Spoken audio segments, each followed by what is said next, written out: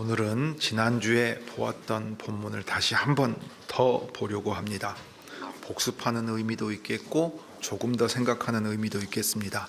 신약성경 사도행전 16장 29절부터 40절을 제가 읽고 우리 그 내용을 같이 살펴보겠습니다. 사도행전 16장 29절부터 40절입니다.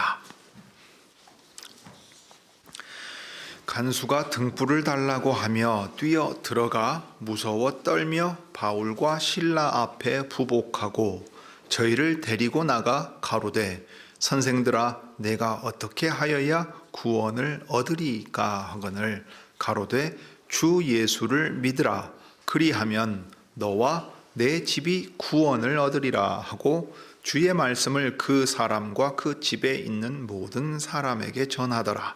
밤 그 시에 간수가 저희를 데려다가 그 맞은 자리를 씻기고 자기와 그 권속이 다 세례를 받은 후 저희를 데리고 자기 집에 올라가서 음식을 차려주고 저와 온 집이 하나님을 믿었으므로 크게 기뻐하니라. 날이 새매 상관들이 아전을 보내어 이 사람들을 놓으라 하니 간수가 이 말대로 바울에게 고하되 상관들이 사람을 보내어 너희를 놓으라 하였으니 이제는 나가서 평안히 가라 하거늘 바울이 이르되 로마 사람인 우리를 죄도 정치 아니하고 공중 앞에서 때리고 옥에 가두었다가 이제는 가만히 우리를 내어 보내고자 하느냐 아니라 저희가 친히 와서 우리를 데리고 나가야 하리라 한데 아전들이 이 말로 상관들에게 고하니 저희가 로마 사람이라 하는 말을 듣고 두려워하여 와서 권하여 데리고 나가 성에서 떠나기를 청하니 두 사람이 옥에서 나가 루디아의 집에 들어가서 형제들을 만나보고 위로하고 가니라. 자, 사랑하는 교우 여러분, 우리가 사도행전 16장 29절부터 40절의 내용을 다시 한번 생각해 보려고 합니다. 오늘 본문에는 우리가 잘 아는 사람의 이야기가 있습니다. 빌립보 감옥의 간수에 대한 이야기입니다. 바울과 실라가 그 사람에게 한 이야기는 안 믿는 이들조차도 한 번쯤은 들어봤을 법한 이야기입니다. 주 예수를 믿으라. 그리하면 너와 내 집이 구원을 얻으리라 라는 말씀입니다. 이 말씀을 통해서 빌립보 간수와 또 그 감옥에 있던 사람들을 찾아간 하나님의 이야기를 우리가 생각해 볼 수 있겠습니다. 그런 다음에 이제 하나님께서 죄인들을 찾아가실 때 루디아에게 하셨던 것처럼 그 마음을 열어 믿게 하신다는 사실을 우리가 본문에서 다시금 생각해 볼 수 있습니다. 이 일이 이제 이 간수와 관련된 이야기 가운데 아주 중요한 얘기가 되겠습니다. 그런 다음에 이제 35절부터 40절의 내용은 바울과 실라가 빌립보에서의 선교 사역을 일단 마무리하고 이동하는 장면이 나옵니다. 그럴 때 특이하게도 감옥에 갇히기 전에는 로마 시민권자라는 사실을 밝히지 않았는데 정작 석방해 준다고 하니까 로마 시민권자인 사실을 밝히면서 또 진행되는 이야기가 기록되어 있습니다. 왜 이제 이 일이 기록되어 있고 바울과 실라는 그렇게 하였는가를 다시 한 번 더 생각하겠습니다. 자, 먼저 우리가 29절부터 32절의 내용을 다시 보려고 합니다. 빌립보 감옥의 문이 열리고 모든 감옥의 문이 열렸습니다. 그리고 죄수들을 얽어매고 있던 것들이 풀렸습니다. 바울과 실라만 풀려난 게 아니고 다른 죄수들 또한 풀리고 문이 열렸다는 사실을 우리가 이제 지난주에 보았습니다. 자, 그렇다면 큰 지진이 일어나서 옥문이 틀어지고 사람들의 매였던 것이 다 풀려날 만큼 이 큰 일을 행하실 때 하나님은 무엇을 하시려고 하는 것인가 하는 것을 우리가 주목해 보아야 합니다. 본문은 다른 죄수들에 대한 이야기는 이제 주변부로 밀어내 버리고서 간수를 주인공으로 등장시킵니다. 간수는 자기가 이제 큰일이 났다고 생각했습니다. 사실 간수의 입장에서는 자기가 고위직을 맡고 있는 사람은 아닙니다. 오늘 이제 본문의 배경에서 본다면 상관들이라고 기록되어 있는 사람들이 치안을 담당하고 행정관들로서 그 지방의 가장 높은 관리들입니다. 그 사람들이 이 경찰과도 같은 이 아전을 부립니다. 아전이라고 번역되어 있지요. 몽둥이를 들고 다니면서 이 경찰 같은 역할을 하는 사람입니다. 이 간수는 아주 하급 관리인 거지요. 죄수들 관리하는 겁니다. 그러니 이 사람은 죄수들에게 있어서는 뻐길 만한 권세 있는 사람처럼 보였을 거예요. 유대인들, 세상을 어지럽게 만들고 로마의 질서를 깨뜨리는 저 유대인들이 와서 이상한 짓을 하니까 매로 때렸습니다. 태형을 이제 명해가지고 매로 때렸죠. 가뜩이나 옷을 벗기고 사람들 앞에서 그 일을 행했습니다. 아주 모욕과 수치를 공개적으로 줌으로써 너희 똑바로 안 할 거냐? 이런 식으로 이제 한 셈이 되는 겁니다. 그러니 간수의 입장에서는 여기 죄수들은 모두 자기가 볼 때는 대수롭지 않은 사람들인 거지요. 그런데 큰 지진이 나고 죄수들이 다 도망간 것 같은 가장 자기가 생각할 때는 자기 인생에서 가장 끔찍한 일이 일어났습니다. 왜냐하면 자기 목숨으로도 그거를 다 해결할 수가 없거든요. 자기가 얼마나 모욕을 당하고 그래서 죽임을 당하게 될 것인가 하는 이 큰 두려움이 그 사람에게 임했습니다. 그래서 그가 바로 자결하려고 했습니다. 여기서 내가 스스로 목숨을 끊는 것이 그나마 내 최소한의 명예와 자존심마저 보존하는 길이고 내 가족들에게 이 수치를 끼치지 않는 일이 되겠다 생각했을 겁니다.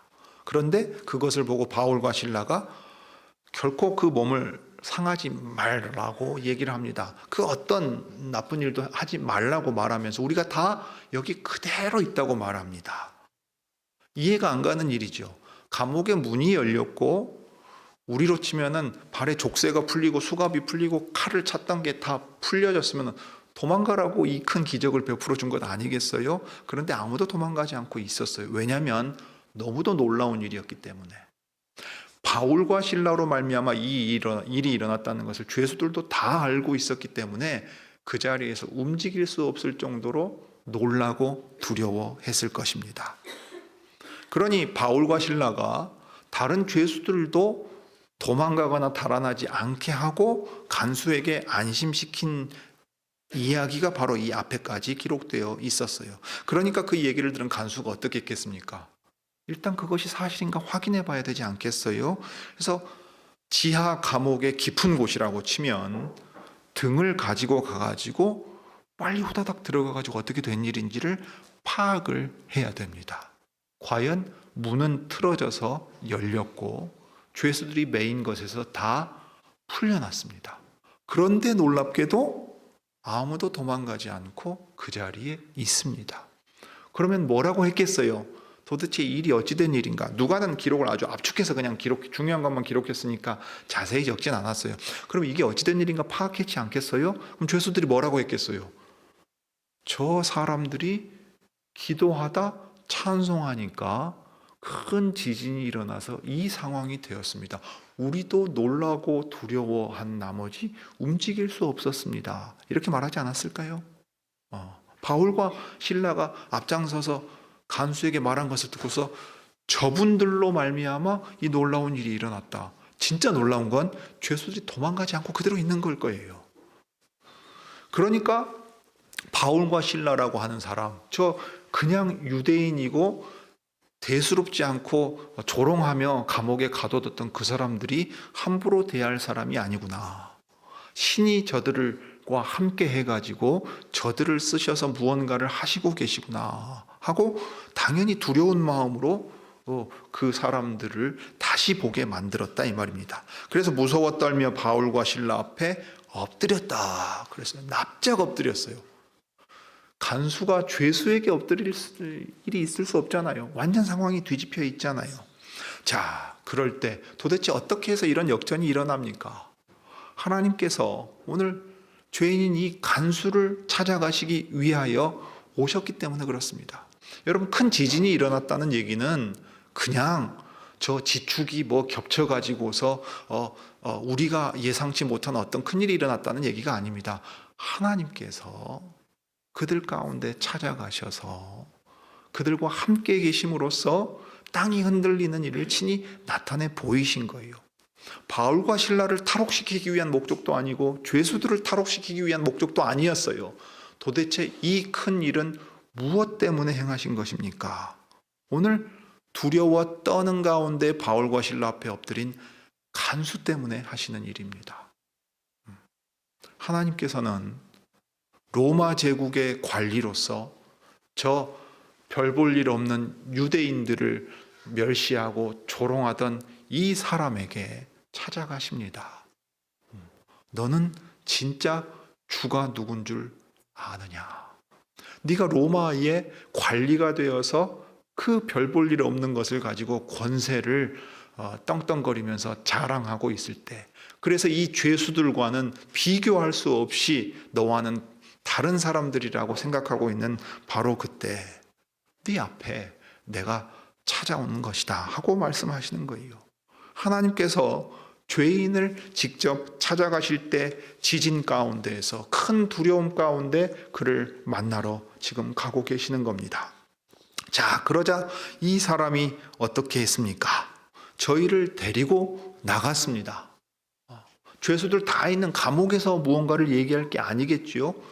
감옥 밖으로 데리고 나아가서 풀린 그대로 자유인인 채 그대로 이 사람들의 이야기를 들어야 되겠다. 도대체 이 두렵고 떨리는 상황은 어찌 일어난 일인가? 그렇다면 신이 이 사람들을 통해서 이 일을 행하신 것은 무슨 뜻이 있을 텐데 저에게 그 뜻을 알려주십시오 하고 당연히 얘기하게 되어 있습니다. 로마 사람들은 무신론자가 아닙니다.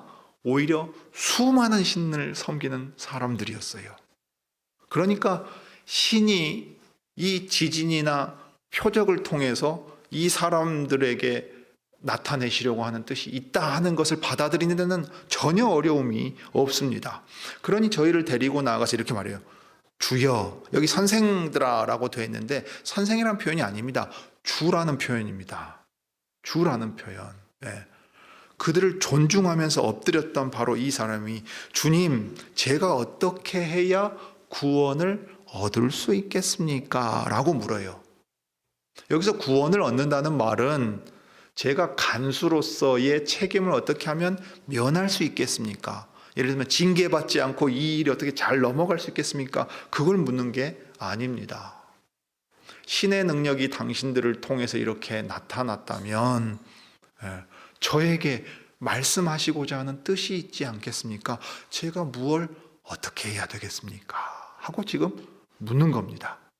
그러면 이 사람의 입에서 나오는 구원은 뭐냐면 내가 당신들이 신이 보내신 사자라는 것을 깨닫지 못하고 당신들을 멸시하여 때리고 감옥에 가두었는데 이 일이 참으로 두려운 일이라는 사실을 알게 하셨고 참으로 그 신의 뜻을 내게 알리시고자 한다면 제게 알려주십시오. 사실 저는 알 수도 없고 아무것도 할 수가 없습니다. 라고 말하는 거예요. 이렇게 두렵고 떨림 가운데 무력한 것을 깨닫게 된 사람은 엎드립니다. 여러분, 사람이 왜 하나님을 찾지 않습니까? 내 인생 내가 마음먹은 대로 열심히 살면 되기 때문에 그래요. 여러분, 그런데 사람이 언제 하나님을 찾던가요? 여러분, 그토록 평생에 꼿꼿하게 자기 의지대로 살고 자녀손들에게 내 인생 내가 이렇게 힘써 살았기 때문에 이만큼 성취했다고 주장하던 이들도 임종을 앞두고는 마음이 여려집니다. 왜 그렇던가요? 죽음은 어찌할 수 없거든요. 돈 버는 일, 역경을 헤쳐나가는 일, 전쟁 통해서 살아남는 일, 그 모든 수많은 일들을 경험했을 때 내가 할 수 있는 게 있었어요. 그렇지만 죽음은 내가 어찌할 수 없지요. 내가 병들고 당장의 죽음이 눈앞에 닥쳤다는 사실 앞에서 사람은 두려워합니다. 무력감을 가지게 됩니다. 병들었을 때 더 그렇습니다. 그런데 놀랍게도 바로 그 사람이 무력해지고 아무것도 할 수 없고 그래서 제가 어떻게 해야 되겠습니까? 라고 물을 만한 그때 그 상황을 하나님께서는 만드셔서 그 사람으로 하여금 하나님을 찾게 하십니다. 이 간수가 바울과 실라가 하는 말을 듣지 못했을까요? 분명히 들었을 겁니다. 간접적으로 들었을 거라고. 쟤들은 뭐 하다가 왔대? 그러면 누군가는 그랬겠죠. 뭐 신에게 이르는 구원의 길을 외친다고 그러대?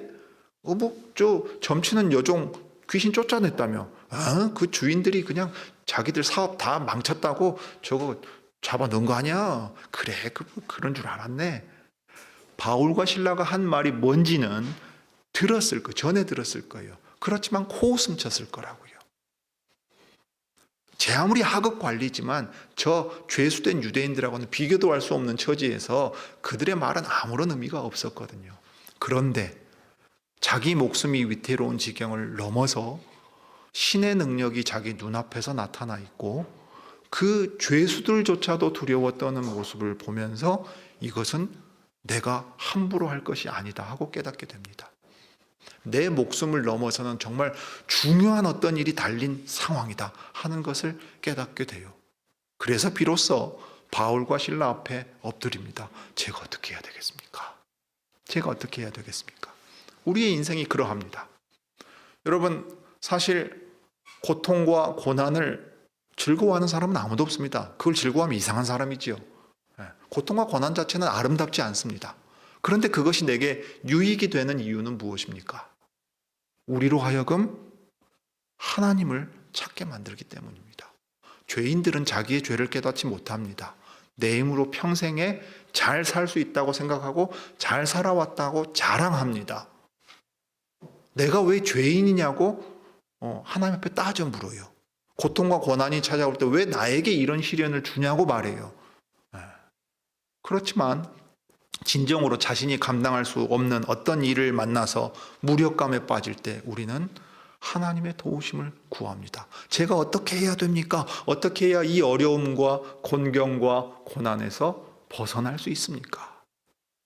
그러니까 오늘 간수에게 이 상황을 만들어 주신 이유는 바로 바울과 실라를 통해 그를 찾아가시기 위함이고 구원하시기 위함입니다.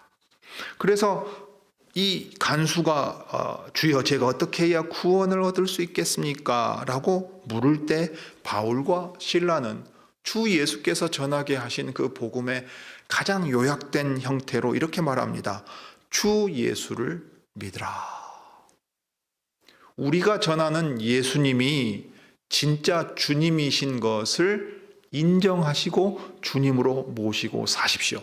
여기서 믿는다는 말은 이 예수를 주님으로 믿으라는 얘기입니다. 자, 주라는 말은 여러 차원에서 쓰였어요. 첫째는 로마 사람들에게는 황제를 가리키는 말입니다. 황제가 생사여탈권을 지닌 주인이라고요. 간수는 그래서 두려워했잖아요.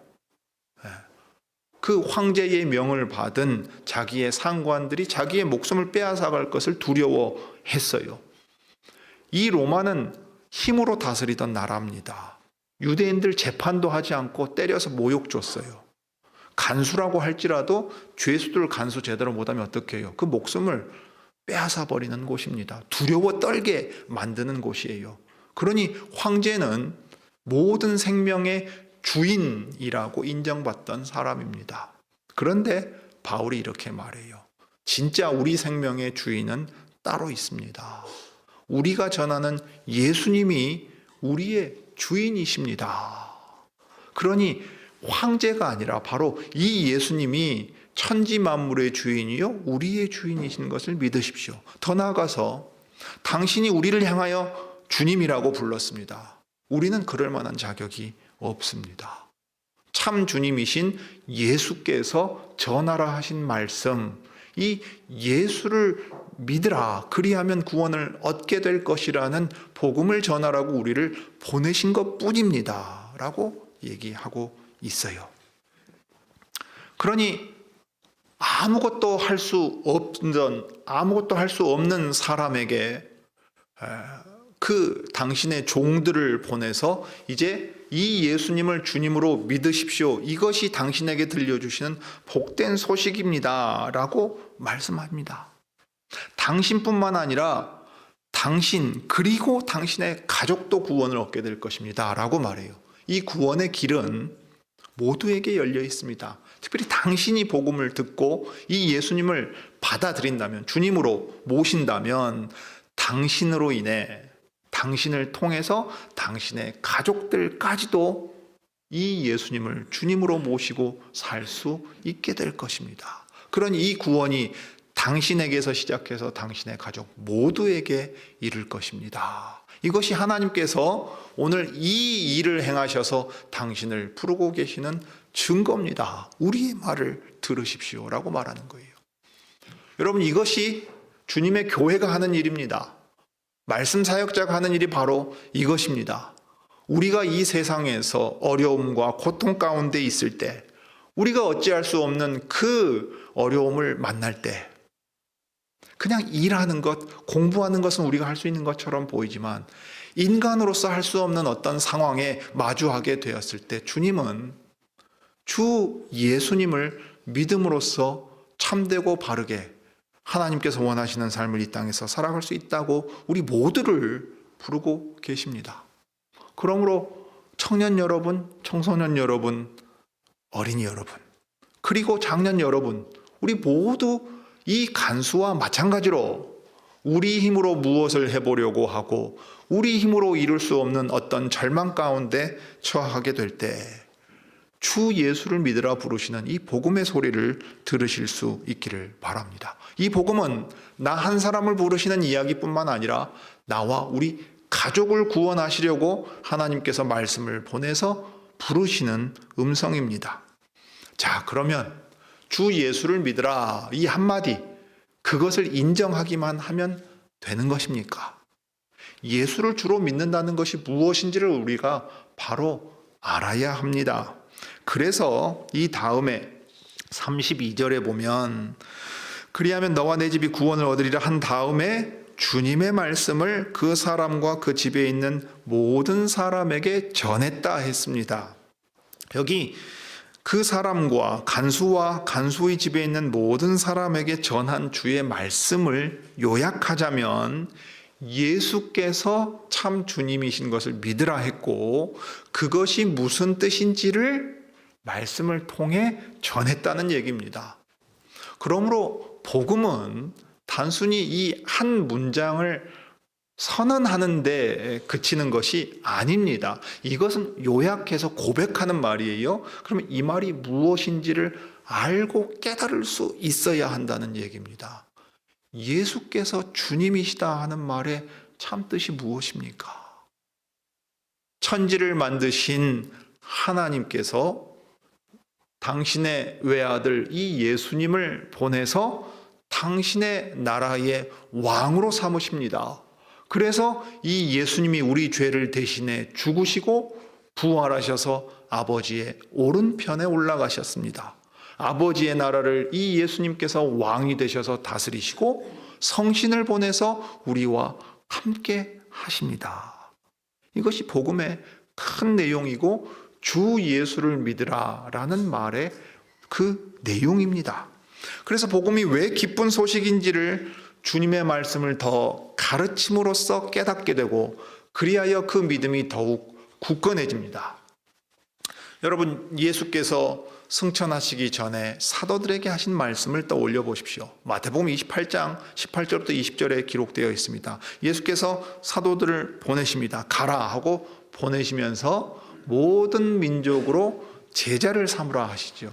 그러면 모든 민족으로 예수님의 제자가 되게 할 때 무엇을 행하느냐 하면 세례를 받게 하십니다.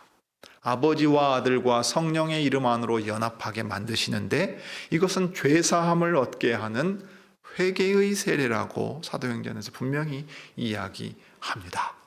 우리 죄를 위해서 구원주로 오신 예수님과 이 예수님을 보내셔서 일하시는 삼위 하나님의 사역을 증거하게 합니다. 그것을 믿는 사람들은 삼위 하나님의 이름에 연합해서 세례를 받습니다. 그런 다음에 어떻게 합니까?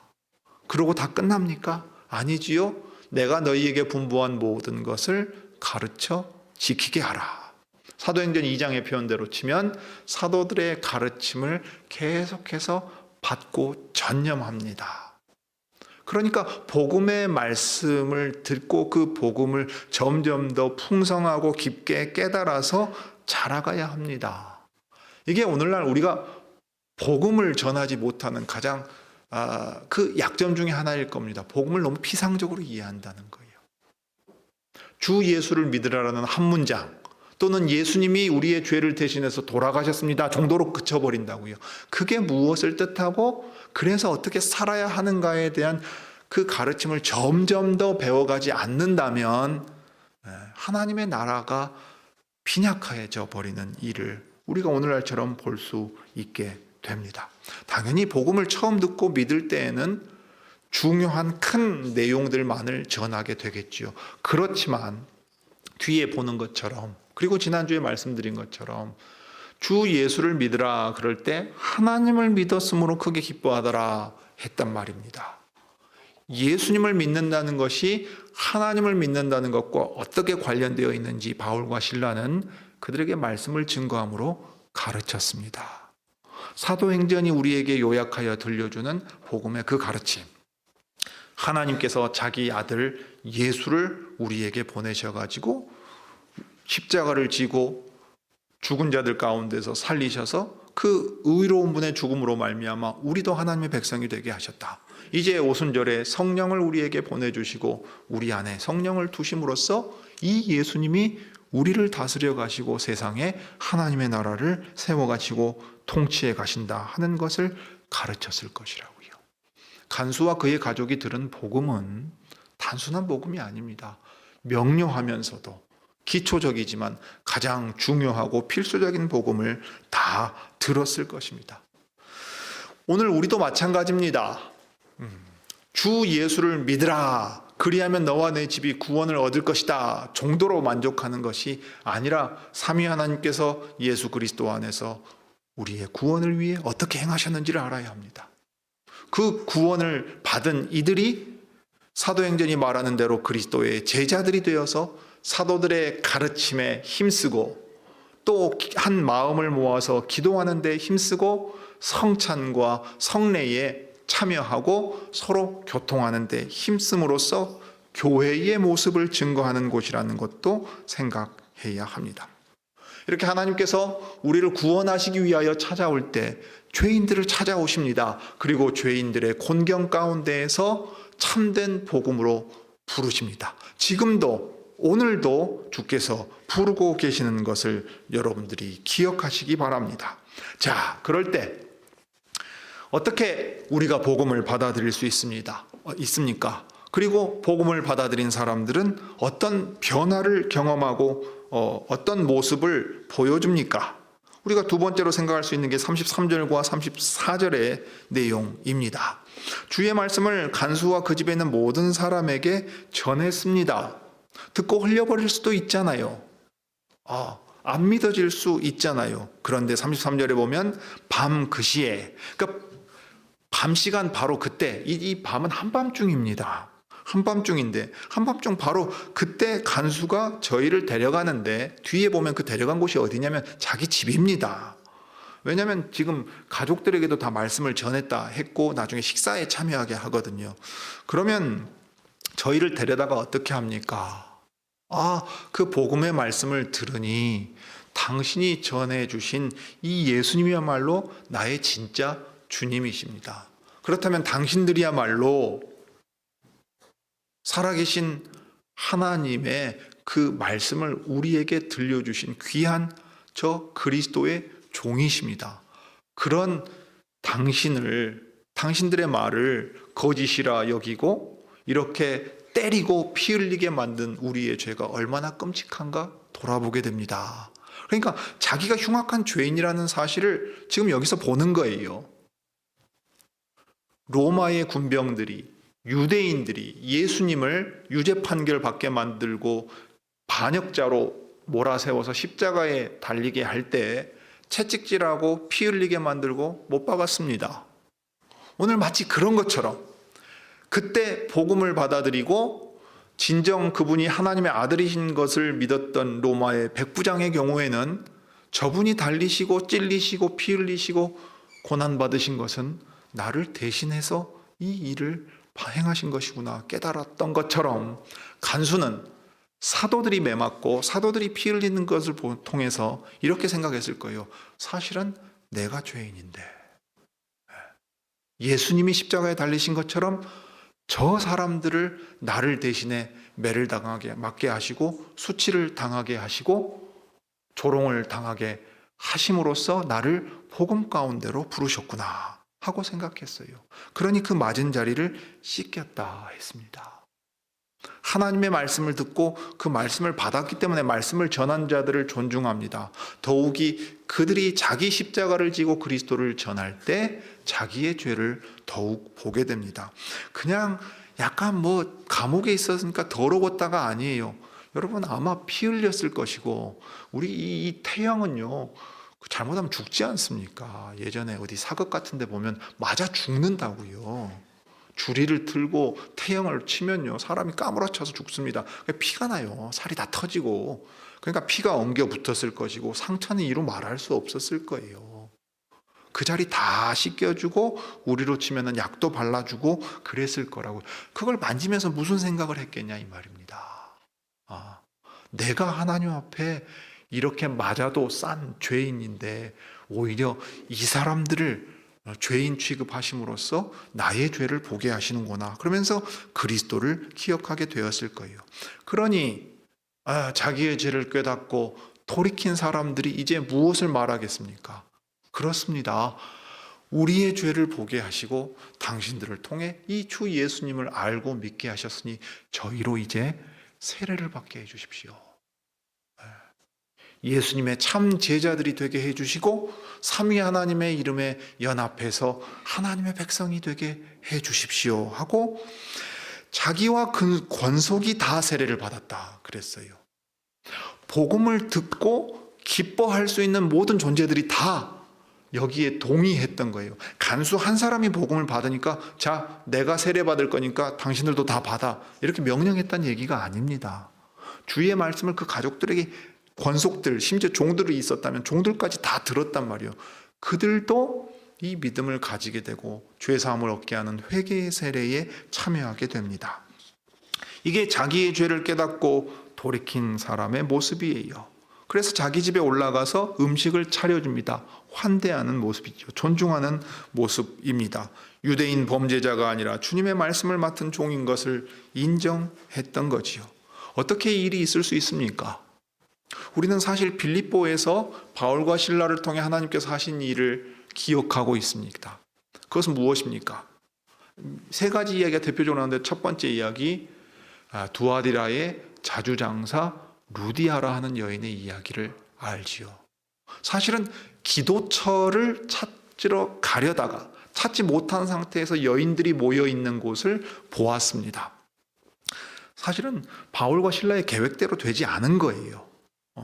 유대인의 회당이나 기도처를 찾아가야 되는데 그것을 찾지 못했는데 여인들이 모인 곳에 가서 복음을 전했습니다. 공식적인 예배의 형태는 아니었을 거 아니에요.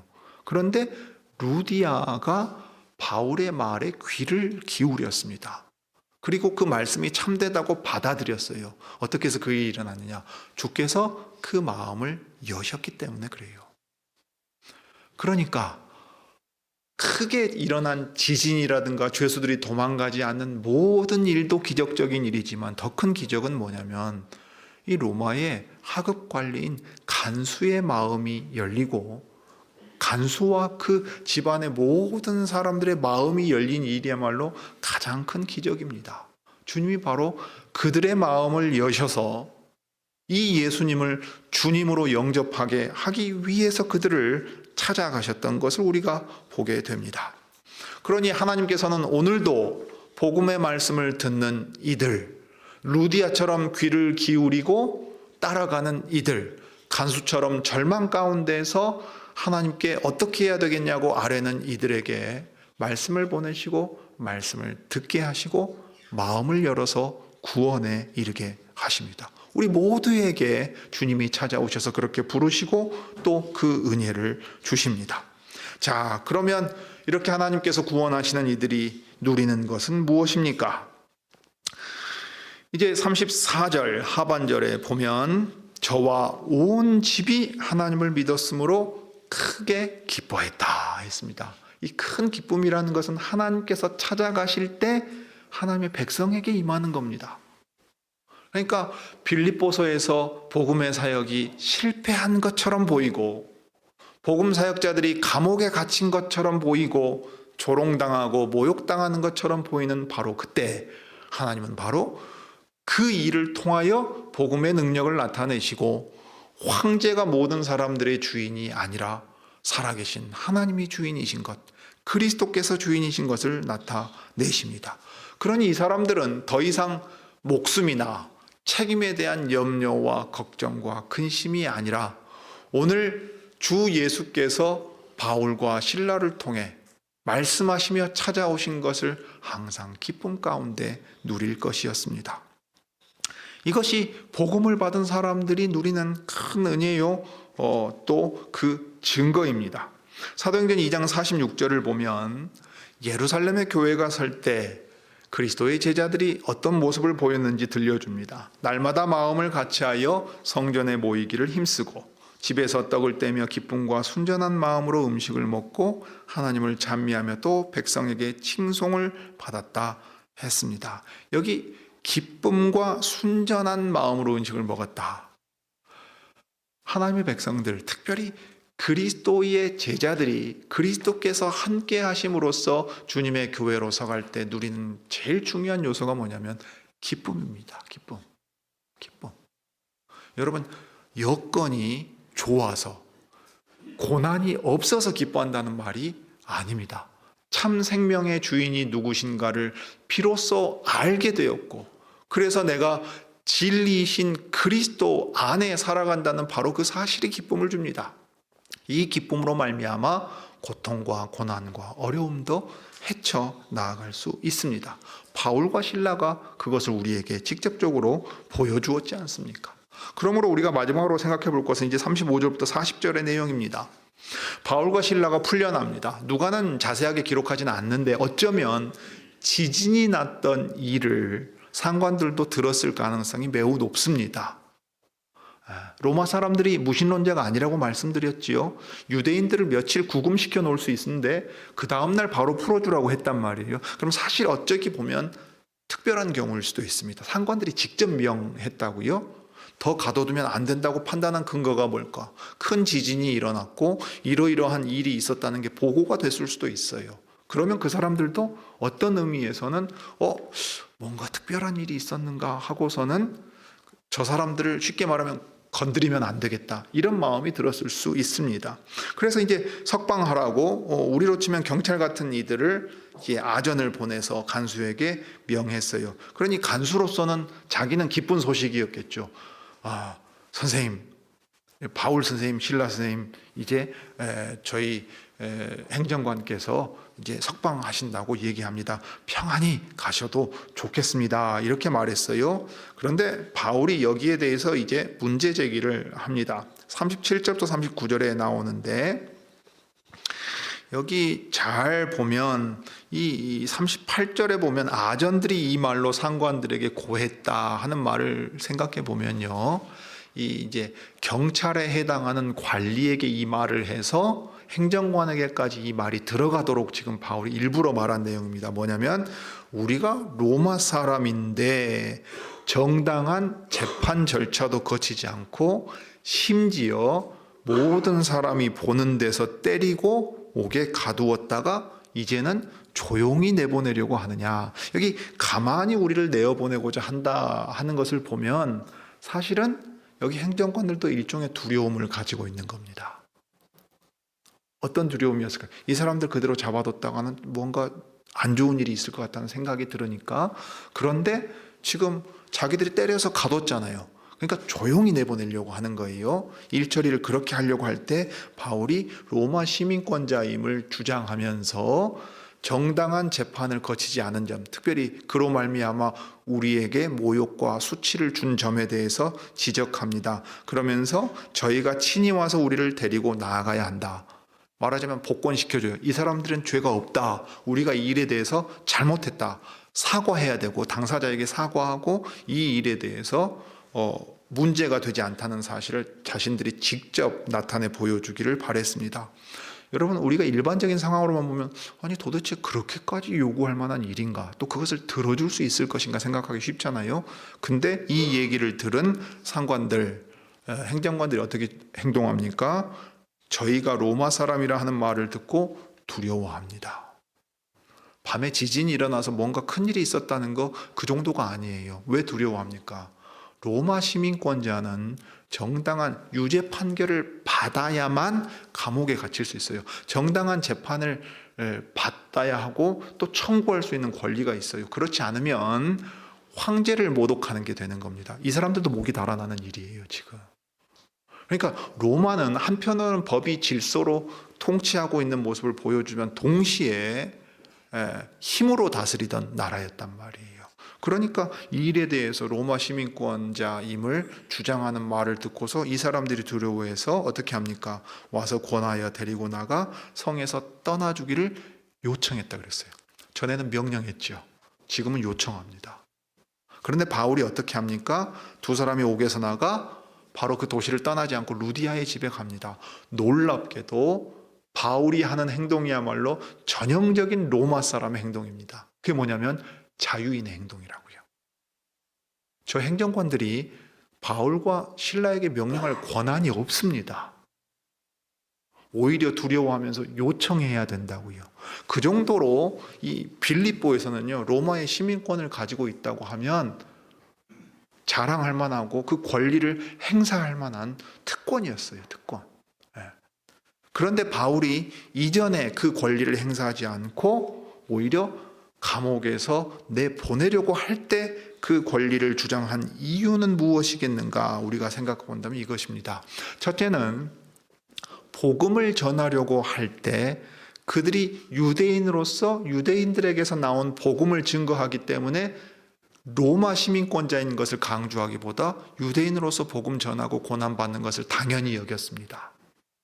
그 다음에 이 복음을 전하는데 자신들이 로마의 시민권을 주장하게 되면 복음의 내용이 아니라 자신들이 처벌받지 않는 게 더 우선시 되어버려서 그 일에 대해서는 오히려 고난을 감내하고 받아들였습니다.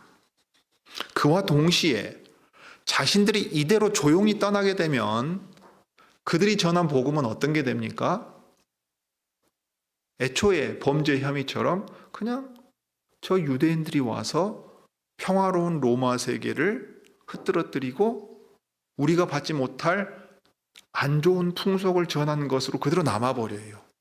바울은 그렇게 하지 않았습니다. 자기의 권리를 사용해서 벌을 면하고자 하지 않았지만 동시에 자신들이 떠난 뒤에 여전히 그 복음은 명예롭게 빌립보에 남아 있어서 전파될 수 있기를 바랬습니다. 여러분 생각해 보세요. 자기의 권리를 주장하려면 실컷 두들겨 맞고 피 흘리고 감옥에 갇힌 다음에 말할 게 아니잖아요. 근데 그 일을 행한 이유는 자기를 위한 게 아니라 자기 뒤에 남겨져 있는 교회와 또 복음을 들을 사람들을 위해서 그렇게 했다는 얘기입니다. 그들은 세상을 시끄럽게 만들고 로마를 어지럽게 만드는 죄인들이 아니에요. 이 복음은 참된 기쁨을 가져다 주고 주님 안에서 생명을 주는 복음이라는 것을 로마 시민권자인 우리가 이 고난을 감내하면서도 증거하는 바라고 보여줍니다. 최고위 관료도 함부로 할 수 없는 사람들이 전한 실성하지 않은, 부끄러워하지 않을 그런 내용이라는 것을 바울은 확인시켜 준 다음에 떠납니다. 그러니까 빌립보에 남아있는 제자들도 이 복음을 부끄러워하지 않을 수 있지요. 물론 감옥에 갇히는 일들이 생길 수도 있습니다. 그러나 바울과 실라라고 하는 어중이 떠중이 이상한 사람들이 와서 이상한 거 전하고 갔다고 하는 생각은 그들 가운데 남아있지 않았을 거라고요. 그리고 사도들의 예를 기억했을 거예요. 자기들이 주장할 수 있는 권리가 있음에도 불구하고 주님의 나라와 교회를 위해서라면 그것을 주장하지 않되, 그러나 제자들과 남겨진 이 빌립보 교회를 위해서라면 기꺼이 그것을 주장함으로써 교회가 사회 속에서 존중받고 복음이 전파되는데 아무런 어려움이 없게끔 그들은 끝까지 힘쓰고 갔다고 제자들을 기억했을 것입니다. 그래서 이 두 사람은 루디아의 집에 들어가 형제들을 만나보고 위로했습니다. 위로와 기쁨은 주님이 당신의 말씀을 보내서 교회들에게 주시는 아주 대표적인 예입니다. 바울과 실라는 어떠한 형편에 처하든지 주의 말씀은 매이지 않고 하나님의 말씀이 백성들의 마음을 열어서 주님의 제자들을 만들어내고 그 제자들이 모여서 특별히 그 제자들 가운데 헌신하는 사람들을 통해서 교회가 그 지역마다 서게 하시는 것을 다시금 보게 됩니다. 그러고서는 떠날 수 있었습니다. 우리는 복음을 들고 돌아다니면서 전해야 될 사람이고 저 사람들은 이 지역에 뿌리를 내리고 교회를 이룰 사람들이다. 주님, 이들의 마음을 지켜주시고 복음을 부끄러워하지 않게 해주시고 로마 시민권을 자랑하는 것이 아니라 또는 재물을 자랑하는 것이 아니라 하나님 나라의 백성이 된 것을 자랑하게 해주십시오. 이렇게 기도하고 주님이 그들을 지켜주시기를 구하면서 이곳을 떠났을 것입니다. 이러한 마음이 우리들에게도 있기를 바랍니다. 주님의 교회를 위해서 복음 안에 어떻게 행하는 것이 합당한가? 또 그 복음을 받았다면 우리가 어떻게 또 어떤 교회를 이루며 살아야 될 것인가 주께서 깨닫게 해주시기를 구합니다. 기도하시죠.